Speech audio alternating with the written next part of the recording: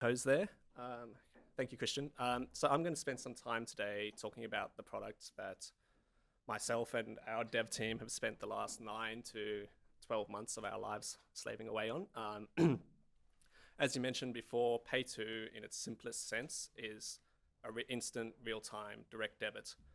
But at Maneuver, we've actually spent a lot of time doing a lot more than that. So that's what I want to expand upon today. As a high-level goal for Maneuver, I mentioned we'd spent 9 months integrating this. That's not necessarily the experience we want our clients to have. So really core to our product is making the experience for our clients as simple as possible to access the payment rails.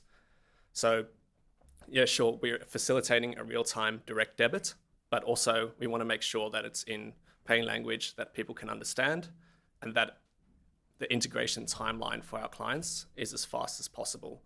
And how we've done that is by taking a very complex, and it's complex because it's extremely powerful, so we should be excited about it, but we've taken an extremely complex problem and tried to simplify it as much as possible without at the same time compromising on its flexibility and what you can achieve through PayTo. So just to give a sense of scale, we've handled over 110 errors if you just try to make a single PayTo payment. Not all of them are probably relevant to businesses. A lot of them are very technical. So we've tried to make that down to what really matters to businesses. Like, for example, if there's not enough money in the account, and not sort of esoteric but important technical reasons, but we handle those. Another part that we've worked really hard on with our PayTo product is actually the validation. So with PayTo, you create a payment agreement between two bank accounts, bank account A and bank account B. And that agreement will have certain terms, like, for example, you could move $10 once a week. Now, what we've done is implemented validation on that so that you can't accidentally exceed that $10 limit. What that does is protects our clients, protects us, and it protects the customers. As you can imagine, PayTo is very flexible. It's not just simple agreements like that.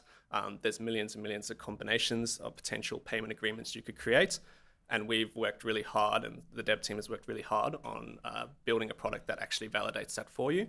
If we hadn't done that, our clients would then have to go and build that themselves.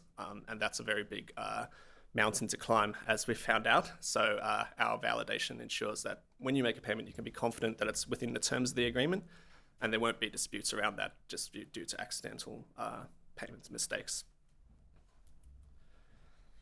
We've also put a lot of work into handling error paths. So in payments, we'd love to think every payment goes ahead successfully all the time, but we all know that that's not necessarily the case. A lot of the time, unfortunately, there is an error path that needs to be handled. So for example, an institution might not be available, or a bank account might not be available for PayTo.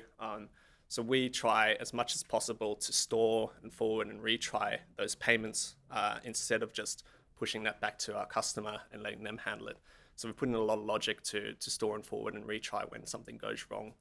And additionally, as PayTo is going to be a phased rollout, different banks will be going online at different times with their payer side onboarding. For those who aren't, you're going to need to continue to use direct debit. So through our API, we have direct debit available as a fallback should PayTo not be enabled for a particular customer.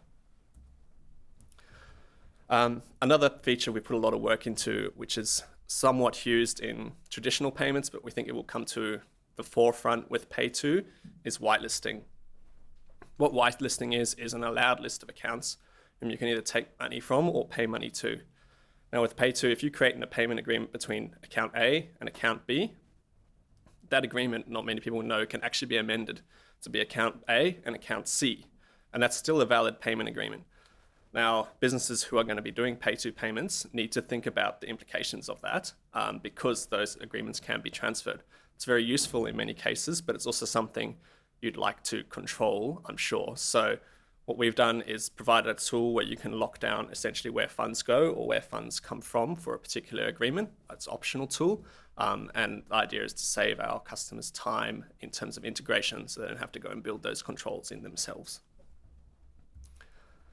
Additionally, as PayTo is a completely new type of payment, there's inevitably going to be quite a lot of things that change, particularly as it first comes out. There's going to be a lot of learning a lot of updates, and our job as an API layer service provider is to stay up to date with those updates and make sure that we insulate our customers from that as much as possible and provide them a continuous service. Otherwise, there'd be, every time there's a small change, needing to make changes to their own solutions.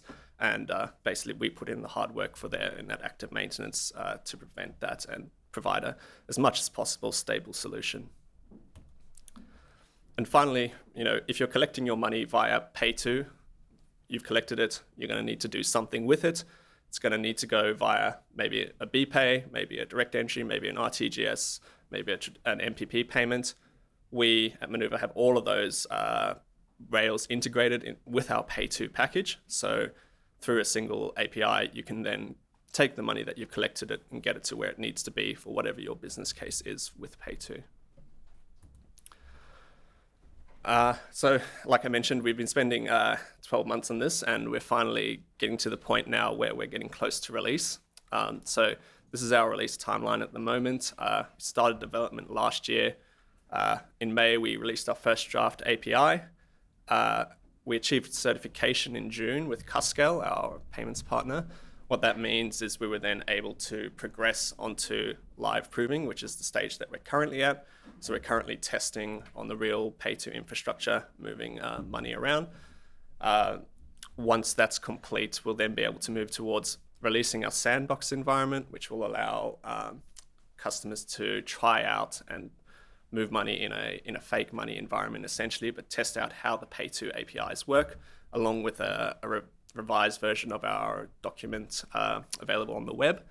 And then finally, at the end of August, we're moving towards our PayTo live release, which will be the culmination of a lot of work from all of our teams. So we're really excited to finally get there, and can't wait to see the first live PayTo transaction on our engine. Thank you, everyone. Pass you back to